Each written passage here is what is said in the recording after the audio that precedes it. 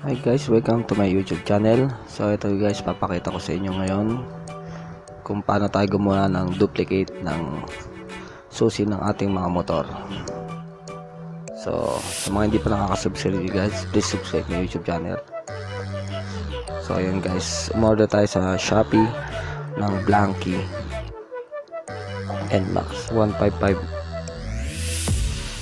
So ayun guys, kailangan guys yung orderin nyo sa Shopee is may 3 magnets yung kasama at may cover ng magnet. Yan guys, halos pares na pares siya. Yan guys, nakabukas pa siya kasi ilalagyan natin ng magnet yan. May 4 siya na butas. Yan guys, blankong blanco pa kasi papaduplicate pa natin yan.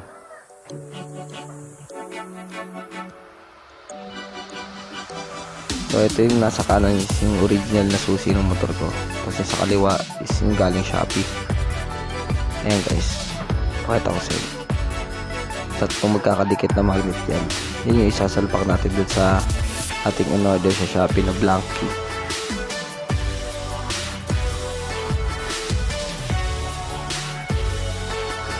Ayan guys, importante yan, huwag nyo wawalain kasi yung hirap pumalap niyan. Yan, ito naman po yung takip ng Blanky natin yan, for example po.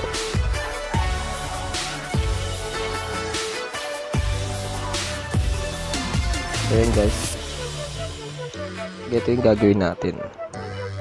Hanapin na natin isa-isa kung saan talaga yung lalagyan natin ng magnet. Kukunin natin yung stock na susi natin, tapos didikit natin isa-isa yung 3 magnet kung saan siya mga nakapwesto. Napaka-importante nito guys, ito kasi yung salak na susi ng motor natin. Yan guys, yan po yung pwesto nya. Sa mga ibang susi guys, iba-iba po ang pwesto nya, hindi po magkakaparehas. Kaya yan guys, itutugma natin ang paglagay yan. Yan, sasalpak natin dun sa in-order natin sa Shopee. 3 lang siya guys, di po siya 4. So yan, unahin muna natin nasa kanan, sasalpak muna natin din sa kabila. Yan, sa ating in-order sa Shopee na susi.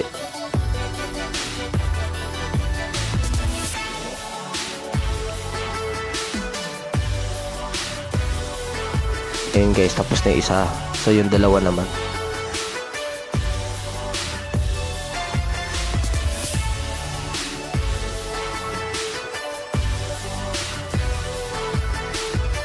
ang guys, dahan-dahan lang po sa pagkapit kasi baka tumalsik yung magnet natin. Ang hirap po maghanap niyan. Yun, balisa na lang guys sa may parting baba naman. Yan guys, gagayahin lang po natin yung pinagdikitan ng mga magnet dun sa stock na susi natin guys. Yan. Yan guys kuha lang tayo ng pantulak guys kasi mas maganda kung mas nakalubog yung mga magnet.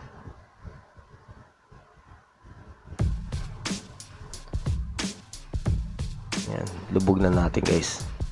Iyon. Yan, lubog na natin.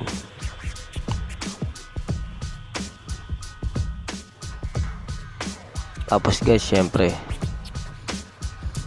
okay na ganyan. Sana gumana doon sa lock ng motor natin. Yan po yung takip niya guys. So bago nyo takpan, testing muna natin doon sa motor natin guys. Yan, goods na yan guys.